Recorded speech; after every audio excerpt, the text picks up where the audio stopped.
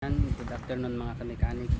Maglilinis tayo ng throttle body at yung kanyang intake air control valve na tinatawag. Ito po ay Toyota RAV4 2005 model 1JZP engine.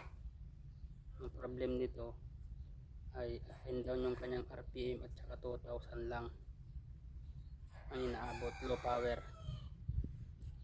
Ito ang kanyang intake, ito ang lilinisan natin, throttle body at saka pinakamahalaga dyan itong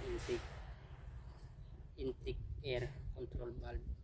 Yan, tignan natin bakit, anong problema. Ayan po, nabuksan natin, ito na po yung tinatawag na intake air control valve na tinatawag. Yan, low power, high and up, low and up ang kanyang RPM. Ito ang problema niyan. Titignan natin, ito ay star siya, check natin.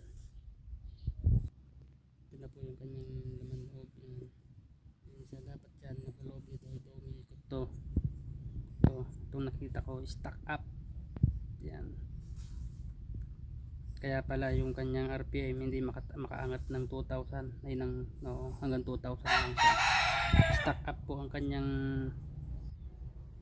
intake air control valve. Ito po siya, ito po yung kanyang pinagtanggalan.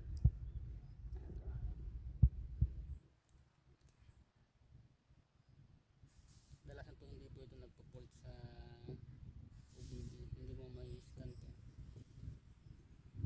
yung stack up na to. Dinitan lang po natin ito kasi stack up po siya. Yan o, hirap ikutin. Dapat ito magandang madaling ikutin to, hindi na iikot.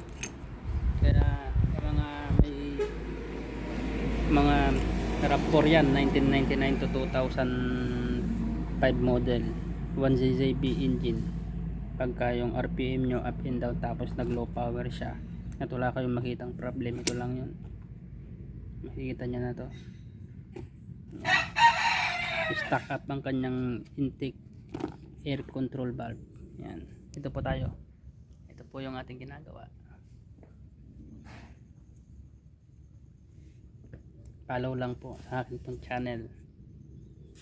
Yan, mga kamekanik, salamat, God bless po.